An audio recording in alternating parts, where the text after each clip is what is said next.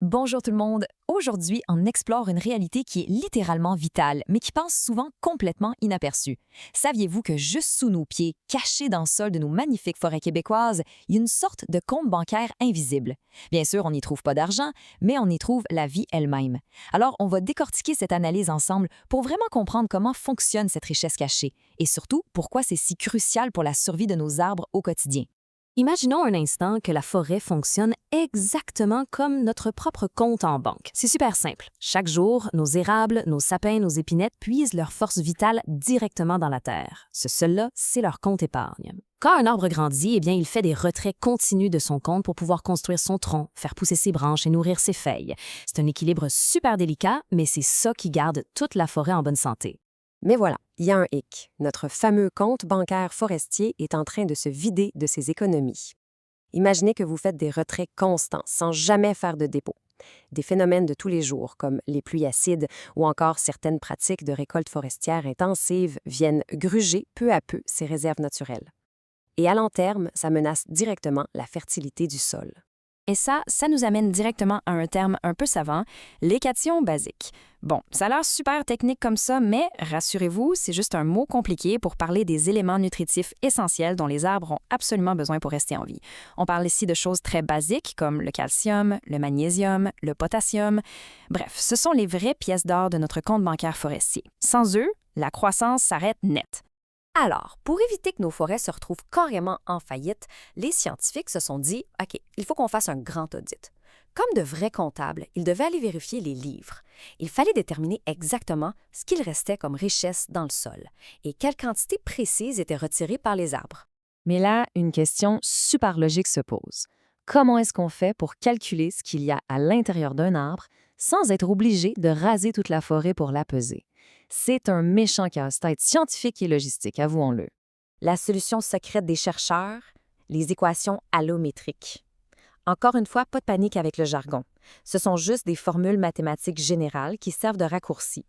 Au lieu de couper l'arbre, les scientifiques mesurent des trucs faciles à voir de l'extérieur, comme la hauteur ou le diamètre du tronc. Ils rentrent ça dans leur formule et boum, ça leur donne une très bonne estimation des nutriments stockés à l'intérieur. Sauf que pour ce grand audit, les chercheurs voulaient être certains à 100% que ces fameux raccourcis mathématiques étaient exacts. Alors, ils ont retroussé leurs manches. Dans 3 écosystèmes typiques du Québec, soit l'érablière à sucre, la sapinière et la pessière noire, ils ont sélectionné des arbres, les ont coupés minutieusement et ont séparé les racines, le tronc, les branches et les feuilles pour tout analyser en laboratoire. Un travail de moine pour avoir l'heure juste sur le terrain. Et devinez quoi? Cet audit hyper rigoureux a révélé une surprise monumentale. Ils ont découvert une erreur comptable majeure dans notre façon d'évaluer la richesse de la forêt. Les vieilles formules qu'on utilisait depuis des années ne nous disaient pas toute la vérité. Le problème venait vraiment du fait qu'on se fiait à des équations générales. Ces formules-là donnaient des estimations plutôt imprécises. En les comparant avec des nouvelles équations développées spécifiquement pour la réalité de chaque site, l'écart était flagrant. On se rend compte que l'ancienne méthode faussait complètement les calculs, ce qui cachait à quel point certains de nos écosystèmes étaient vulnérables. Le premier constat qui frappe de plein fouet, c'est ce chiffre, 81 %. Qu'est-ce que cela signifie concrètement? Ça veut dire que nos vieilles formules générales avaient surestimé la quantité de calcium dans la partie aérienne des arbres de la forêt de feuillus jusqu'à 81 %. C'est une erreur gigantesque. On s'imaginait que la forêt nageait dans le calcium alors qu'en réalité, ses poches étaient pas mal plus vides qu'on le pensait. Pour vous donner une idée de l'ampleur physique de cette bévue, regardons ce deuxième chiffre, 593 kilos. Qu'est-ce que cela signifie concrètement? C'est la surestimation massive et inexacte de calcium par hectare qu'on a mesuré sur le site des feuillus. Imaginez, on ajoutait virtuellement presque 600 kilos de calcium en trop par hectare dans nos bilans. Avec des données faussées à ce point-là, c'est clair que nos prévisions sur la santé de la forêt tenaient pas la route. Alors, où est-ce qu'on s'est trompé exactement? Eh bien, l'erreur était cachée directement dans les branches. Les anciennes formules supposaient qu'il y avait une tonne de nutriments stockés dans les branches et les feuilles. Mais l'audit sur le terrain a prouvé que la réalité était tout autre. La théorie et la pratique n'étaient pas du tout sur la même longueur d'onde.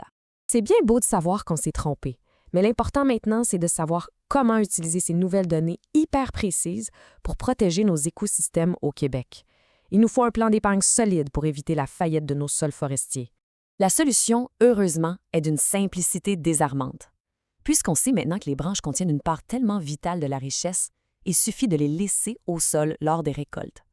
Ça agit comme un dépôt direct dans le compte en banque de la forêt. Ça réduit l'exportation des nutriments d'un tiers à la moitié. C'est vraiment la meilleure façon de renflouer le sol en cation basique. Et là-dessus, on a de quoi être optimiste, comme le prouve cette statistique. 72 %. Qu'est-ce que cela signifie concrètement? C'est tout simplement la proportion du volume de bois récolté au Québec en 2009-2010 qui utilisait déjà cette méthode qu'on appelle la récolte par tronc entier. On prend le bois utile et on laisse les branches sur place. C'est un excellent pas dans la bonne direction pour garantir la survie de nos forêts. En terminant cette analyse, la grande question qui reste en suspens, c'est celle-ci. Comment pouvons-nous étendre cette pratique pour protéger nos écosystèmes pour les générations futures? Maintenant qu'on a l'argent juste sur le compte bancaire de la forêt, on a le pouvoir de faire des choix beaucoup plus éclairés. Il faut juste se rappeler qu'une branche laissée au sol, ce n'est surtout pas un déchet. C'est un investissement vital pour l'avenir de notre magnifique nature. Merci d'avoir exploré ce sujet passionnant avec moi.